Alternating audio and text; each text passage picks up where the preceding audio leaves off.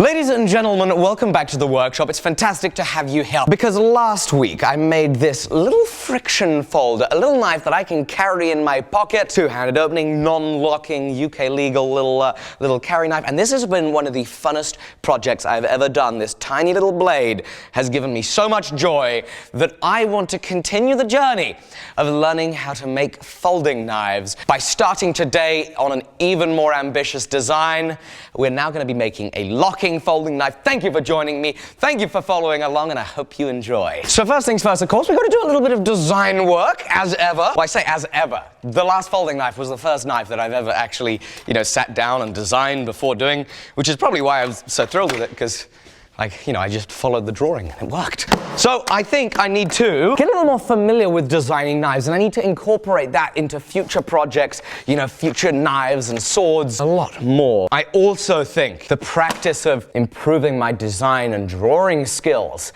is going to help when it comes to how my brain works while I'm working, because when you get that muscle memory, looking at lines of a knife, looking at lines of a piece that you're making, when it comes to being at the grinder, being, wherever, or with a hand hammer, your eye is already tuned to nice proportions and good aesthetics. And so I think the more that I practice, the more I'm going to get better at making nice things even as I am on the fly without a design. So in terms of what I'm after with this particular folding knife, I want to have about a 4-inch blade on this. I want it to be a locking knife. I want to do a frame lock. And I want this thing to have really nice action to it. I also want to try and make my own pocket clip. We're going to have a lot of hardware to make, lots of machining to make. This is going to be a complicated project, but this is going to be a fun way to push myself. Now that I've done the very, very most basic thing, we're now going to move to something a lot more complicated.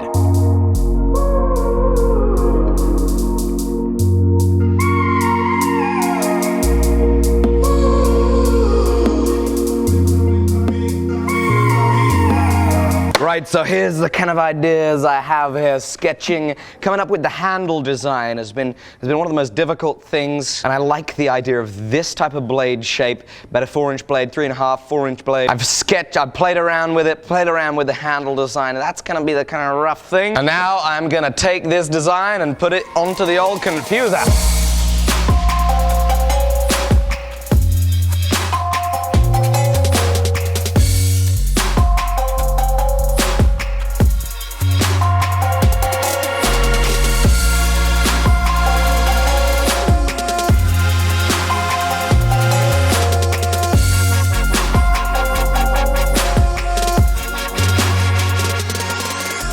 So here's where I am with the design so far. It closes, it opens. There are some fine adjustments I want to make to it. And so I'm going to be able to make those adjustments over the next little while. But instead of finishing that off right now, I'm going to get started with making the material for this project. We're going to make some Damascus. So I'm going to get suited up, stack up 2 billets of steel, just so that I can be as efficient as possible with the time and make as much Damascus as possible. And we'll MIG weld the billets up together, throw them in the forge, and we're going to start doing some forge welding.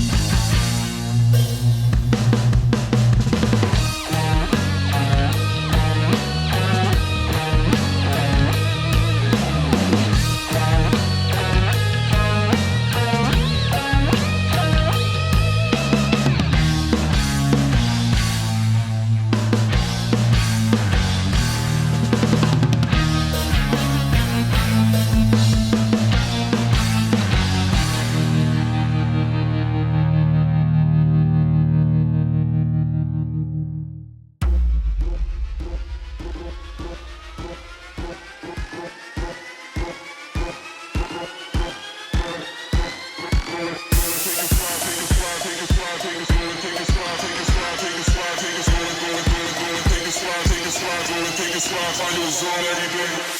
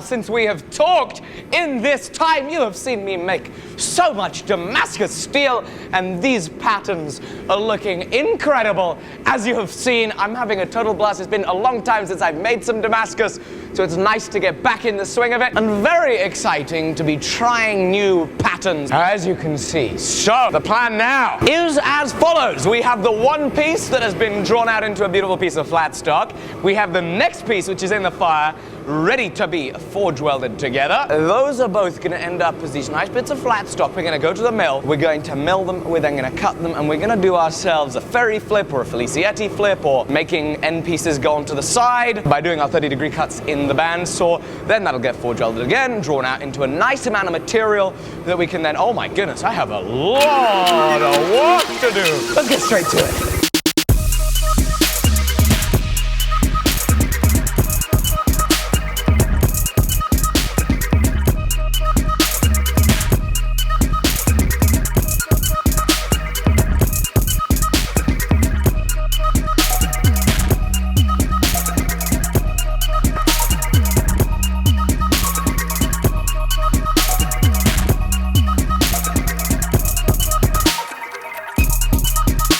So my pieces are now cooling down, and Jamie has taken it upon himself to do Bowie knife, or David Bowie knife. David Bowie knife, version 2. This time, he's doing it in Damascus. This is his first ever Damascus billet, so he's now gonna run into the press, give it a little squeeze and give it a flux.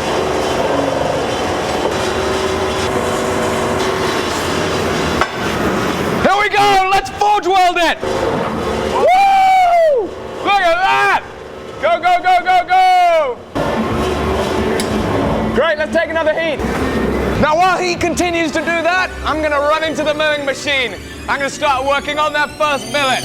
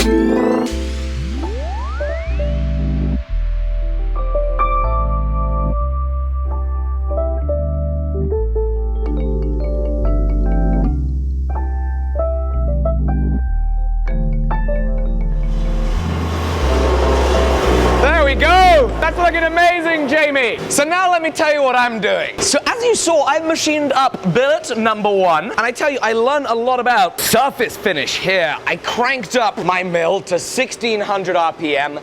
I had the feed going really nice and fast. And I tell you, I have never achieved as nice a surface finish as I have on this billet, so I learned an enormous amount doing this. Now, of course, I'm sure you're familiar with the next step, which indeed is for us to bandsaw this at a let's try a 45-degree angle. My friend Rad Knives recommended that. Bandsaw this at a 45-degree angle. We're gonna cut it up, then we're gonna flip the pieces up on end. That's gonna get our pattern to face upwards, and we're able to forge weld it. But of course, while I work on this, I am also, in between cuts, gonna take billet number 2, put it in the mill, and do the same thing that I did to this.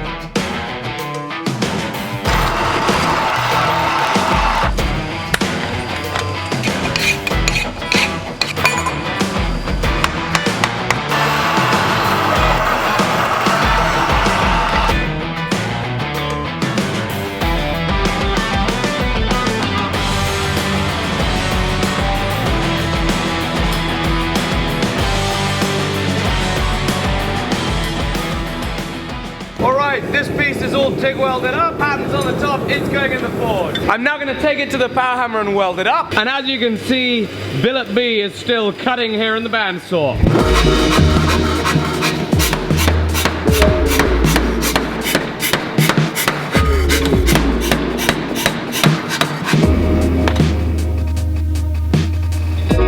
Right, so billet B has been cut up. It's now ready for us to turn up on end. Time to TIG weld it.